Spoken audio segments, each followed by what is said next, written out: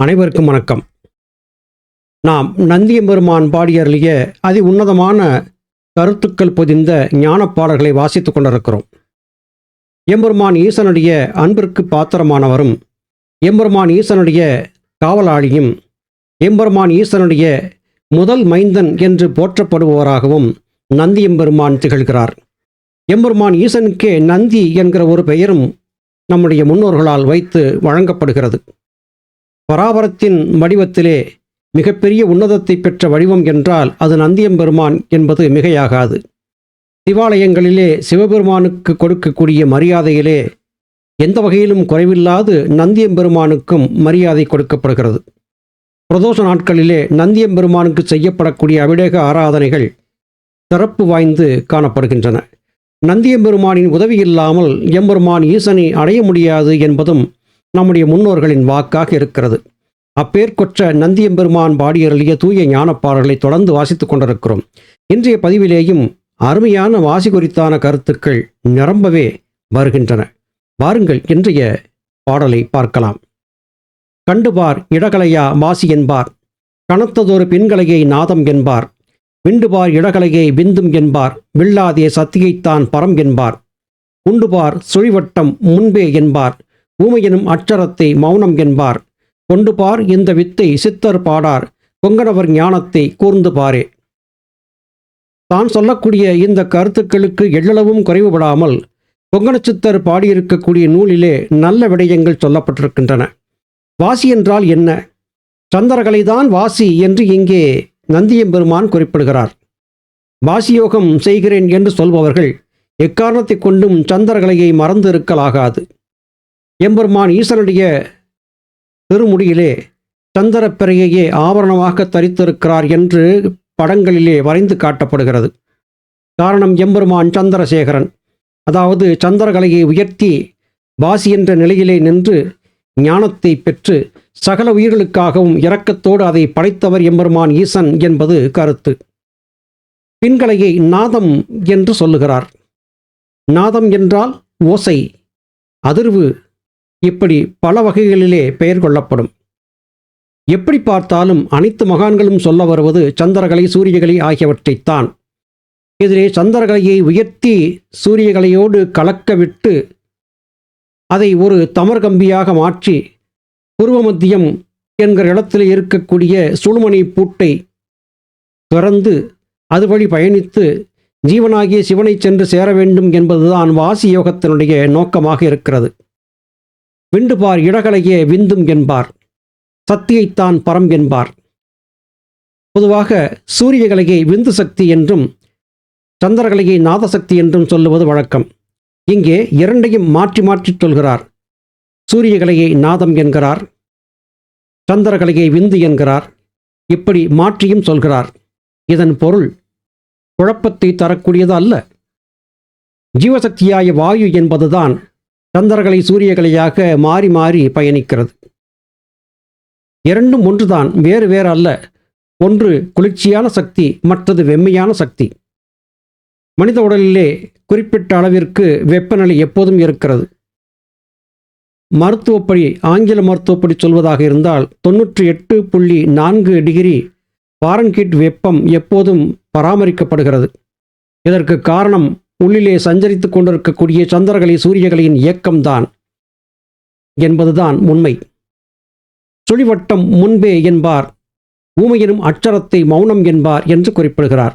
சுழுமணி வட்டம் என்று சொல்லப்பட்டதுதான் மௌனம், மகாரம்.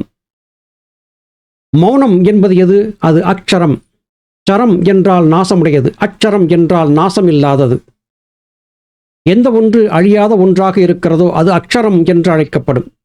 அந்த அக்ஷரம் என்பதை ஊமை எழுத்து என்றே சித்தர்கள் குறிப்பிடுகிறார்கள். அதாவது எழுதாத எழுத்து. இதற்கு ஓசையும் இல்லை, வடிவமும் இல்லை. அந்த எழுத்து எது? சுவாசத்தின் ஓசை. இந்த சுவாசத்தின் ஓசையை எந்த எழுத்தால் எழுத முடியும்? எதை கொண்டு வர்ணிக்க முடியும்? எல்லாமே சுவாசத்தின் ஓசையை கொண்டுதான் நடைபெறுகிறது. அந்த ஓசையைத்தான் சந்திரன், சூரியன் என்று சித்தர் பெருமக்கள் வகைப்படுத்தி காட்டினார்கள். இந்த வித்தையை, இந்த நுணுக்கத்தை சித்தர்கள் உனக்கு சொல்லிக் கொடுக்க மாட்டார்கள். ஏதோ வாசியை பயில்வாயாக என்று சொல்லிக் கொடுப்பார்களே அல்லாது சந்திரகலை சூரியகலை என்கிற இந்த இரண்டும் தான் ஆதிவித்தை என்பதை சொல்லித்தர மாட்டார்கள். சந்திரன் என்பது மனதை குறிக்கக்கூடியது. மனதை குறிக்கக்கூடிய சுவாசத்தை எவர் ஒருவர் நிறுத்தி பழகுகிறாரோ அவருக்கு சிந்தனைகள் இரா. இதையும் ஒரு எளிமையான உதாரணத்தோடு விளக்கலாம். நாம் ஆழ்ந்து உறங்குகிறோம். உறங்கும்போது கனவு காட்சிகள் வருகின்றன. கனவற்ற சுளுத்தி என்கிற ஆழ்ந்த உறக்கமும் வருகிறது. ஞானபிதா சுவாமி சிவானந்த பரமஹம்சர் உறங்குகிறவர்களை அருகிலே இருந்து பார்த்து அவர்களுக்குள்ளே நடக்கக்கூடிய மாற்றங்களை கண்டுபிடித்து அதன் மூலமாக வாசி வித்தியை கண்டுபிடித்தார்கள். பகிரத பிரயத்தனம் செய்து நான் இதை கண்டுபிடித்தேன் என்று சுவாமி அருளி செய்தார்கள். இதை நீங்களும் செய்து பார்க்கலாம். உங்கள் இல்லத்திலே உறங்கிக் கொண்டிருக்கக்கூடிய உங்கள் உறவுகள் அருகே சென்று பாருங்கள். அவர்கள் கனவு கண்டு கொண்டிருந்தால் அவர்கள் சுவாசம் சீரற்றதாக இருக்கும். கண்ணின் கருமணிகள் மூடியிருந்தாலும் அப்படியும் இப்படியுமாக லேசாக அசைந்தபடியாக இருக்கும். இது அவர் கனவு காண்கிறார் என்பதற்கான அறிகுறி. எந்த அசைவும் இல்லாமல் இவர் சுவாசிக்கிறாரா இல்லையா என்று தெரியாத அளவுக்கு மிக மிக சன்னமான சுவாசம் ஒருவருக்கு இருக்கிறது என்றால் அவர் சுளுத்தி என்கிற ஆழ்ந்த உறக்கத்திலே இருக்கிறார் என்பது பொருள். இது சந்திரகலை சூரியகலை ஆகிய இந்த இரண்டும் ஒன்றாக இணைந்து நிற்கும் நிலையை காட்டுகிறது. இதுவே மௌனம் என்று காட்டுகிறது. மௌனம் என்பது என்ன? மனதிலே கூட எந்த அசைவும் இல்லாமல் இருப்பதுதான் மௌனம். இங்கே சுளுத்தி என்கிற ஆழ்ந்த உறக்கத்திலே கனவும் இல்லை, அந்த கனவை சிந்திக்கக்கூடிய மனமும் இல்லை. இந்த நிலைதான் உண்மையான மௌனம். அதாவது எண்ணங்கள் அற்று சுவாசம் ஒரே சீராக ஒரே கதப்பாக நிற்கக்கூடிய அந்த நிலைக்குத்தான் மௌனம் என்று பெயர். இதற்கு வேறு பெயர் சொல்லலாமா? ஆம், சொல்லலாம். அதற்கு நிஷ்டை என்றும் பெயர். அசைவற்று மனம் நிற்பதும் அசைவற்று சுவாசம் சீராக ஒடுங்கி நிற்பதும் தான் நிஷ்டை என்றாகும். இந்த நிலையைத்தான் இங்கே நமக்காக அன்போடு அருளோடு அக்கறையோடு நந்தியம்பெருமான் அறிவுறுத்துகிறார். கூர்ந்து பார், 8 அகாரமாகும். குறிப்பான அரியெழுத்து ராஜா ஆகும். தேர்ந்து பார் வகாரமது குண்டலியின் யோகம். சிறப்பான நாதவிந்து வாசியாகும். ஆர்ந்து பார் அவ்வும் உவ்வும் வெளியில் நிற்கும். ஆச்சரியம் குரு அருளால் காண வேணும். தீர்ந்து பார் உனது மனது பூரணத்தில் வந்தால் தீப ஒளி சிலம்பொழியை காணலாமே. இங்கே தெளிவாகச் சொல்லுகிறார். 8 2 என்பதை குறிப்பிடுகிறார். யோக சாதனம் பழகக்கூடியவர்கள் இந்த 8 2 என்பதற்கான விளக்கத்தை அறிந்திருக்க வேண்டும். தமிழிலே 8 என்கிற எண்ணை குறிப்பது அ என்கிற எழுத்து, 2 என்கிற எண்ணை குறிப்பது உ என்கிற எழுத்து. இந்த 8 2 சேர்ந்தால் 10. இந்த 10 என்பது சுழுமுனி மத்தியத்தை குறிக்கும். 9 துவாரங்களையும் கடந்து 10வது துவாரத்திலே மனம் ஒடுங்கி நிற்கும் நிலையை குறிக்கும். இப்படி ஒடுங்கி நின்றால் அந்த நிலைக்கு மௌனம் என்று பெயர். இதை பிரியப்படுத்தக்கூடிய அரியெழுத்து, அதாவது முதல் தொடக்கமாக இருக்கக்கூடிய எழுத்து அ என்கிற சந்திரகலையை குறிக்கக்கூடிய எழுத்து. இந்த எழுத்து 8 என்கிற எண்ணையும் குறிக்கிறது. அன்றைய நாளிலே திண்ணைப்பள்ளிகள், ஏட்டுப்பள்ளிகள் ஆகியவை இருந்தன. அங்கே முதலாக உச்சரிக்கப்படக்கூடியது அரி நமோத்து சிந்தம் என்பதே.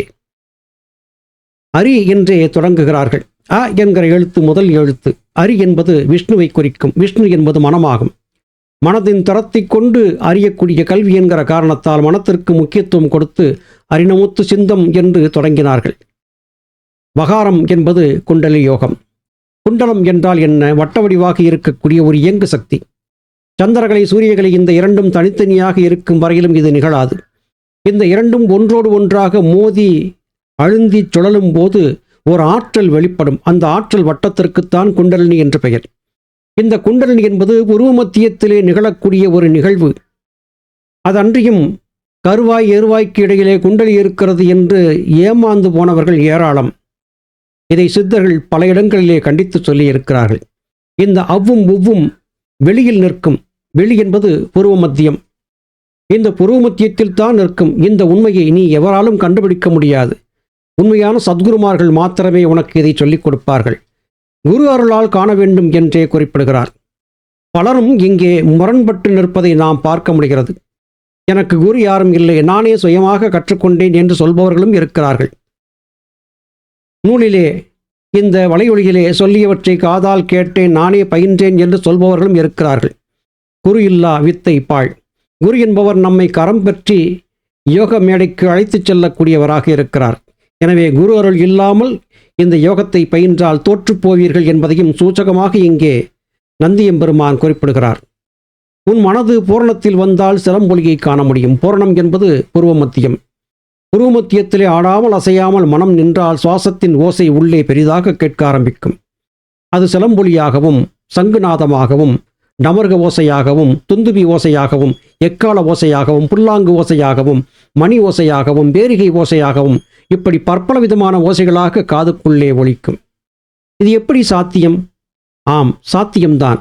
நம்முடைய வீடுகளிலே சுவர்க்கடிகாரம் இருக்கிறது. பகலிலே அது துடிக்கும் ஓசை கேட்பதில்லை.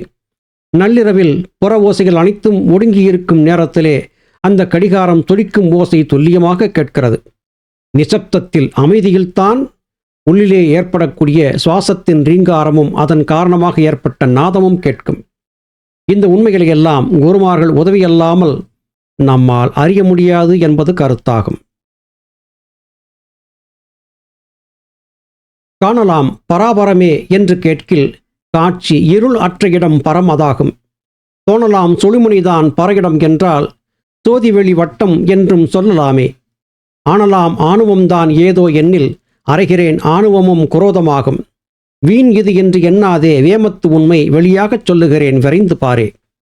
என் மகனே, உன்னுடைய யோகப் பயிற்சியிலே காலம் தாழ்த்தக்கூடியது அறிவுடைமை அல்ல.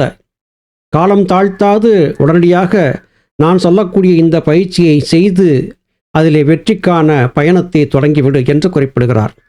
எல்லாவற்றையும் காண முடியும். பராபரமே இந்த உலகத்தை படைத்தது. அந்த பராபரம் எது? அந்த பராபரம் எப்படி இருக்கிறது என்று உன்னிடத்திலே கேள்வி கேட்டால் அதற்கு என்ன பதில் சொல்வாய்? காட்சி இருள் அற்ற இடம்தான் பராபரத்தின் ஸ்தானம். காட்சி எப்போது வருகிறது? பிரகாசம் வந்தபோது. இருள் எப்போது வருகிறது? பிரகாசம் அற்ற போது. நம்முடைய இந்த பிரபஞ்சத்தின் வெளிச்சம் முழுவதும் சூரியன் மற்றும் விண்மீன்கள் காரணமாக ஏற்படுகின்றன. கதிரவன் விண்மீன்களையும் கடந்து ஆகாயம் பறந்து விரிந்து கிடக்கிறது. விண்மீன்கள் கூட்டம், கதிரவன் முதலாகிய நவகோள்களின் கூட்டம், இவையெல்லாம் கலந்திருக்கக்கூடிய நம்முடைய அண்டம் என்பது ஒன்று. இதை கடந்தும் 1008 கோடி அண்டங்கள் இருக்கின்றன என்று போகமாமுனிவர் புகழ்கிறார். ஒரு அண்டத்திற்கும் மற்றொரு அண்டத்திற்கும் இடையிலே இடைவெளி இருக்கிறது. அது வெற்றிடம். அந்த வெற்றிடத்திலே கோள்களும் நட்சத்திரங்களும் இல்லை என்கிற காரணத்தால் அங்கே இருள் என்பது இருக்கிறது. வெளிச்சமும் இல்லாமல் இருளும் இல்லாமல் இருக்கக்கூடிய அந்த வெட்டவெளி என்பதுதான் பராபரம்.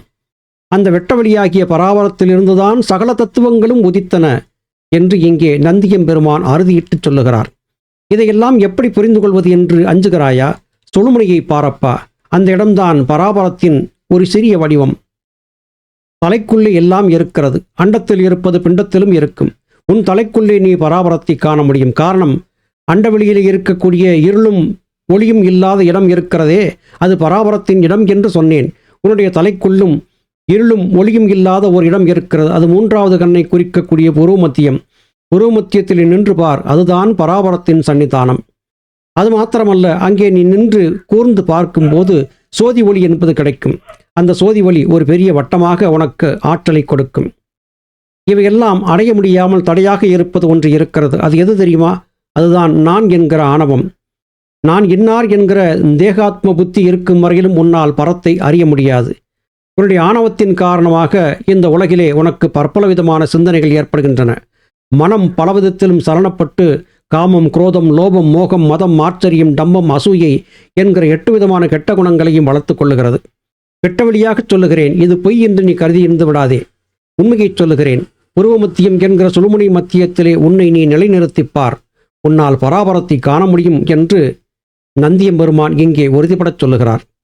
புருவமத்தியத்திலே மனத்தை செலுத்தி நந்தியம்பெருமான் வழிகாட்டியபடியாக நாம் அனைவரும் பராபரத்தை அறிவோம் என்பதை சொல்லி இன்றைய இந்த பதிவை நிறைவு செய்கிறேன். மீண்டும் மற்றொரு பதிவிலே உங்களை சந்திக்கிறேன். அதுவரையிலும் நன்றி, வணக்கம்.